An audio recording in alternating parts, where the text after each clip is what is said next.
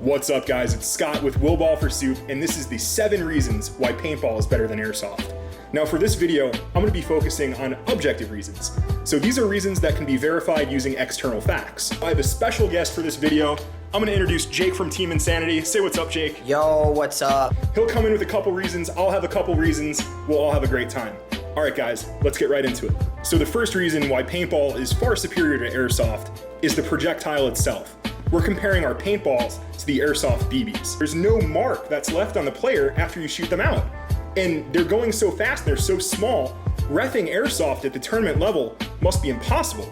Now for paintball, we have tournament level fill, we have tournament level paintballs that just break so easily, they leave a ton of paint, and it's hard to wipe. But as you guys know, there is some cheating in the sport, but hey, it's a gray area and people love to ride that line. Hey guys, Jake's gonna hop in with reason number 2. Let's get it, Jake. First thing that I gotta think about is how tight-knit the paintball community is, especially when it comes to BSTs, online buy, selling, and trading. I'm in some airsoft groups on Facebook just for giggles to look at people. When I see people get scammed on airsoft BSTs, like, you know, someone not shipping out a gun, taking money, or someone doing an even trade or something like that, you know, a gun not arriving in the paintball community, you will get spammed. You will get put on blast. People will come after your family, your work, everything else. In the airsoft community, they don't really bat an eye. They just sort of post over top of it and they don't really care. Where the paintball community, if you get scammed, everyone sort of looks out for one another. You will, if your gun ends up in Chicago and you live in California, all of a sudden now you have 20 friends in Chicago that are looking up after you, going over to these people's addresses that you shipped a gun to, trying to get your stuff back. I don't see that in paint, or I don't see that in airsoft. So I think that we have a little bit more tight niche of a community that actually cares about each other. The one thing that I have to say about paintball versus airsoft is the different events around the world. We have national events, local events, but we're all under one big ranking system. So, you know, if you've played airsoft for a long period of time, there's not really a style of ranking system like we have. We have, you know, Division 5, D4, D3, D2, and then we have the Pro Division. We're all ranked under a certain style of points. So we stay very, very organized. So if I've played paintball for 10, 11 years and I have more tournament experience than you and I've won a lot more tournaments, I'm not just gonna go beat up on a bunch of new kids that have never ever played a tournament series or anything like that. So it helps grow the sport. Plus, everyone has a little bit more fun because you're actually playing with people of your own skill set versus just going up and beating up on other people, because we've all been on the other side of getting our face smashed in. It's not always the most fun time at the end of the day. Yeah, I want to hop in. The system is called PBLI, Paintball Leagues International. It was formerly known as APPA. So your points are based on what division you play, the amount of teams who are signed up, and how well you do. So if you're playing in a high division but you finish last, you'll still get a small amount of points and you'll be able to drop down. So it really does a great job of keeping the competition fair, weeding out sandbaggers, and just allowing people to have more fun. It allows everybody to get a chance, and when you win, your wins are recorded forever. And if you work hard throughout the divisions, Division 5, 4, 3, 2, semi-pro, and pro, there is an opportunity for you to make a living playing paintball.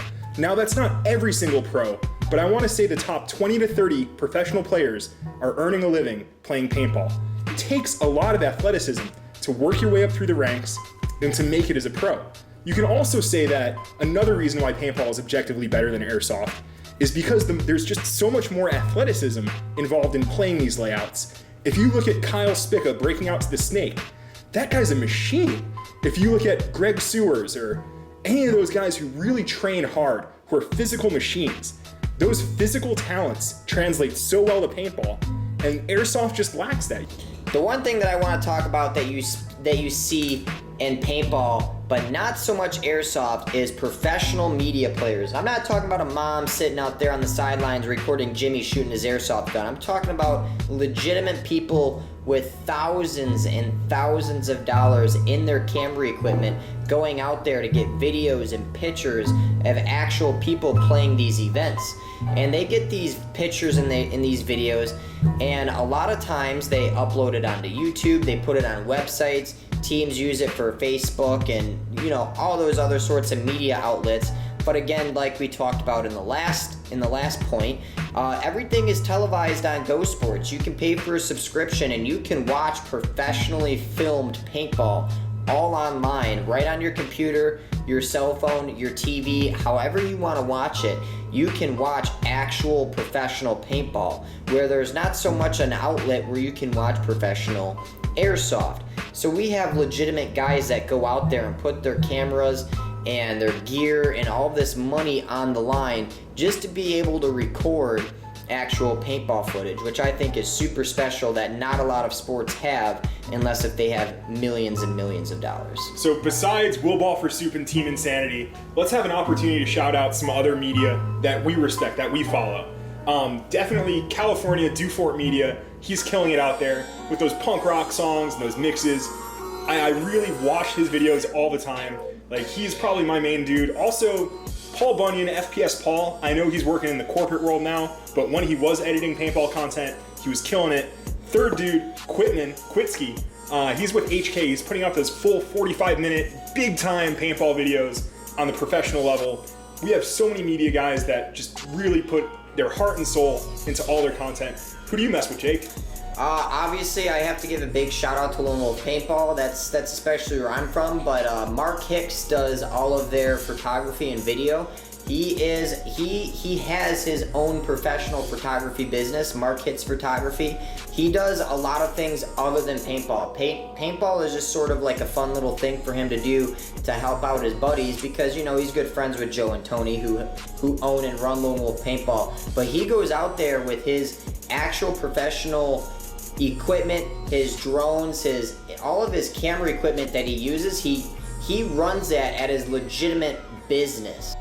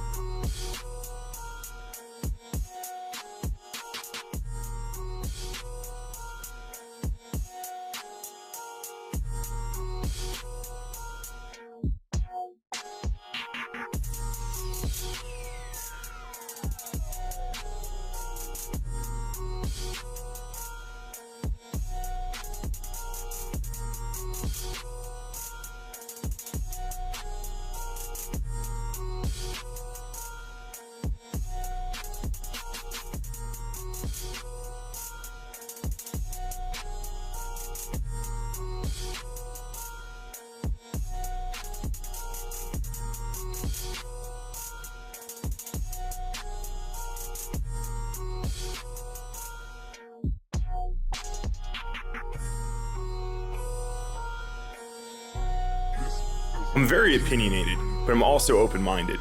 So if you're an ambassador for Airsoft and you disagree with Jake and I, don't hesitate. Go down to the comments and tell us why we're wrong. I'd love to hear from you. Also, if you're a paintball player and you feel that we missed anything, let me know. Let me and Jake know why you think paintball is objectively better than Airsoft. Now, once again, I want to give a huge shout out to Jake from Team Insanity.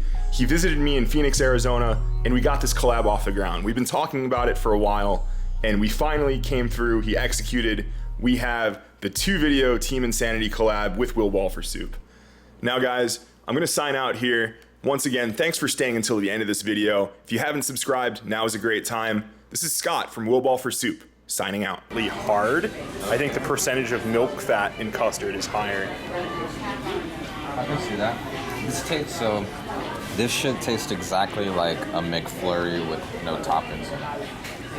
How would you rate the custard on a 10, broski? I'd probably give it like an 8. 8. 8.5. Hard 8 on the custard. Hard 8.